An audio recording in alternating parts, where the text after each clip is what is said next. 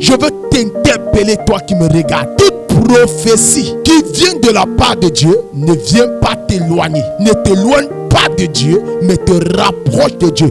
En d'autres mots, établis en toi sa crainte véritable. Ne faites rien parce que vous voulez attirer, parce que vous voulez exciter l'homme de parler. Bien-aimé, la prophétie de Dieu établit sa crainte en toi. La Bible en soi est une prophétie. La parole de Dieu que tu détiens est une prophétie. Qu'est-ce que tu veux connaître de ta vie? Retourne dans la parole de Dieu. Va lire la parole de Dieu. Somme de la parole de Dieu. Par rapport à ton problème, il y a une parole, Réma, que Dieu a réservée pour toi. Ah oui, ah oui.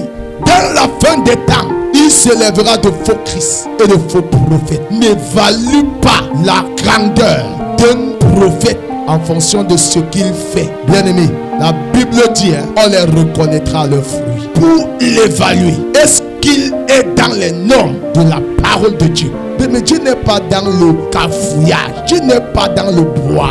Dieu n'est pas dans le bavardage. Dieu parle. Depuis, ça fait peut-être 5 ans, 10 ans, ils ont dit dépose la semence. Tu as déposé. Qu'est-ce qui a changé dans ta vie? Et la bonne nouvelle que je te dis ce soir, c'est que la Bible dit, on les reconnaîtra leurs fruits. Quel est le fruit qu'ils transportent? Ah oui, tu ne peux pas dire que tu crains Dieu et tu es dans l'homosexualité, tu es dans l'impudicité, tu es dans l'arnaque, l'expropriation des biens du peuple. Ah oui, cher prophète. Shalom, shalom, shalom. Je vous salue ce jour dans le nom puissant et glorieux de notre Seigneur Jésus-Christ. Je suis le prophète Armel Kenny. Au plaisir encore de partager ces moments d'intimité de la parole de Dieu. Le message que le Seigneur a mis à cœur et dont je veux partager avec vous est intitulé « Voici l'un des signes de la fin des temps ». Voici l'un des signes de la fin des temps. En d'autres mots, voici comment reconnaître l'un des signes que nous sommes en train d'entrer dans la fin des temps. Dit la Bible, je vous en prie, ceci à la lumière des Saintes Écritures. Jérémie chapitre 29, le verset 28. Chers internautes, prêtez-moi une oreille attentive. Jérémie chapitre 29, verset 8. Je le lis au nom de Jésus. Amen. Car ainsi parle l'Éternel des armées. Car ainsi parle l'Éternel des armées. Le Dieu d'Israël. Le Dieu d'Israël. Ne vous laissez pas tromper par vos prophètes qui sont au milieu de vous. Ne vous laissez pas tromper par vos prophètes qui sont au milieu de vous. Et par vos devins. Et par vos devins. N'écoutez pas vos songeurs dont vous provoquez les songes. N'écoutez pas vos songeurs dont vous provoquez les songes. Amen. Amen. Alors, qu'est-ce que Dieu est en train de s'adresser à l'opinion, à toi qui me regardes à l'instant présent?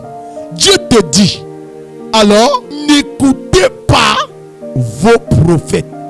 Ce n'est pas les prophètes de Dieu, vos prophètes.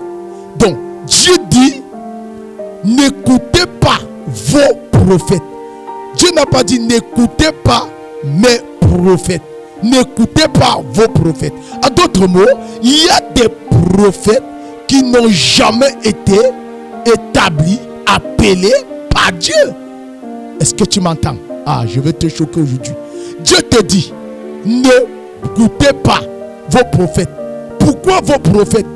Dieu dit, parce que vous les stimulez.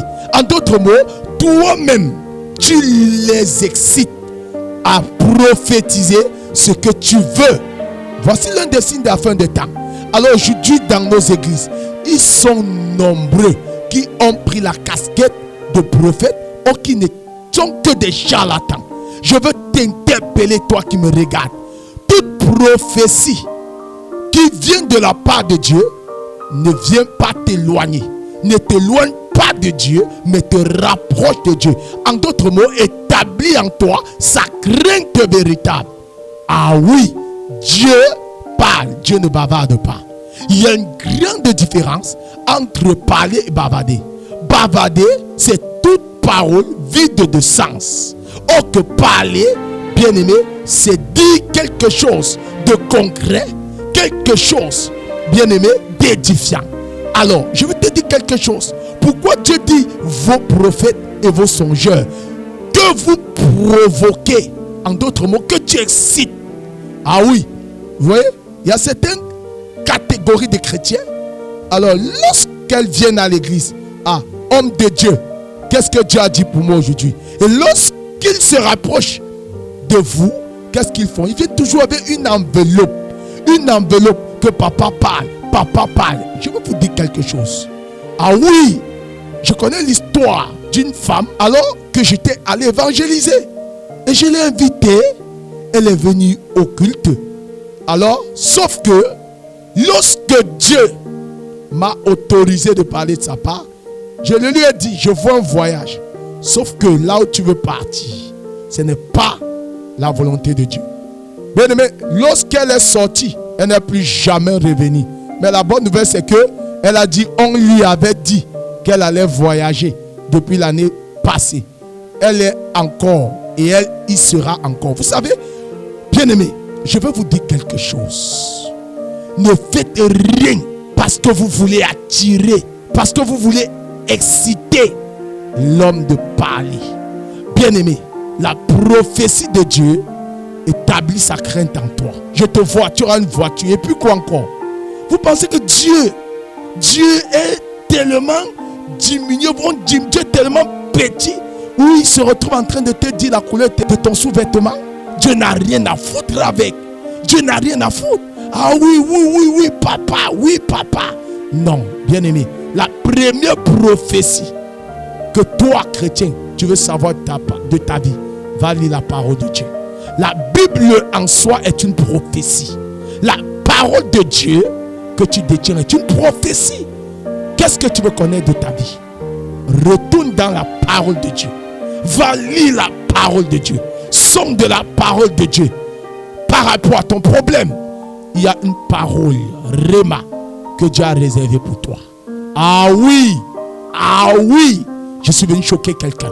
Le problème que tu as aujourd'hui avec les faux prophètes, et donc tu es comme frustré, et que tu ne connais même plus qui est vrai, qui est faux, c'est parce que tu ne lis pas la parole de Dieu. La Bible dit quoi? Matthieu chapitre 24, à son verset 24. Voici ce que Dieu dit par rapport au signe de la fin des temps. Oui, écoute ça encore très bien, je vais te parler. Matthieu 24, 24. Matthieu 24, 24. Je le lis au nom de Jésus. Oui. Car il s'élèvera de faux Christ et de faux prophètes. Car il se lèvera de faux Christ, de faux Christ et de faux prophètes.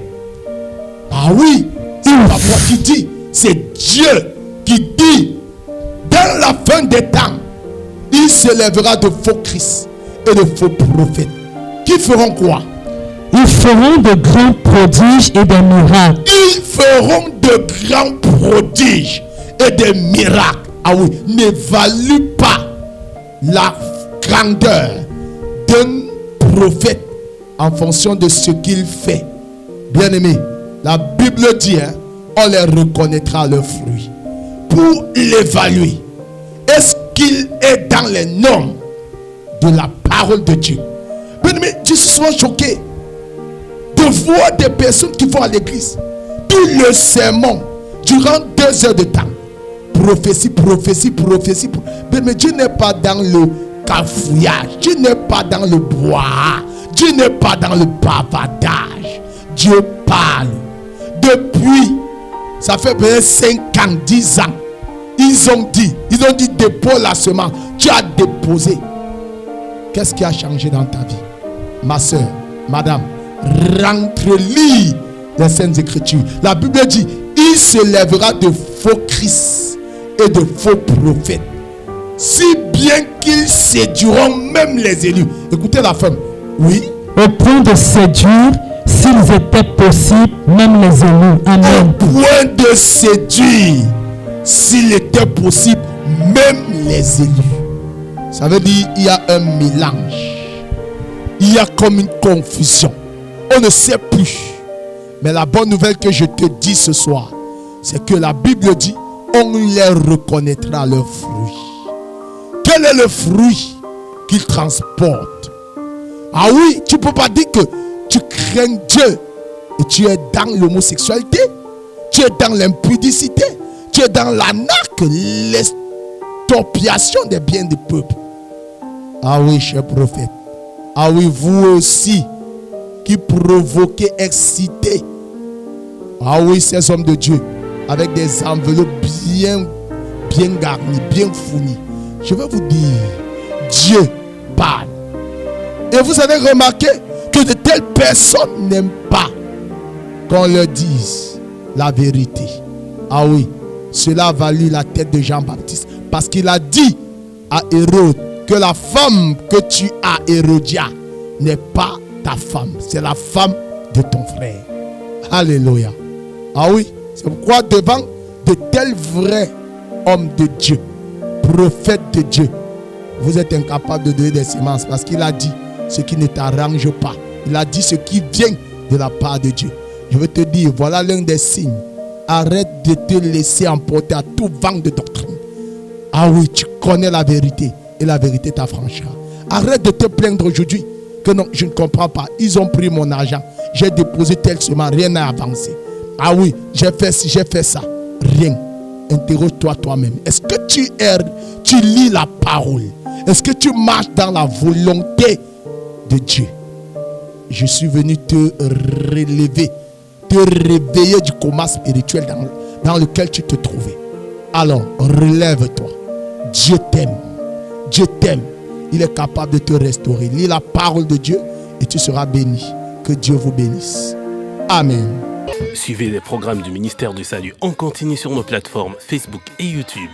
N'oubliez surtout pas de liker et partager.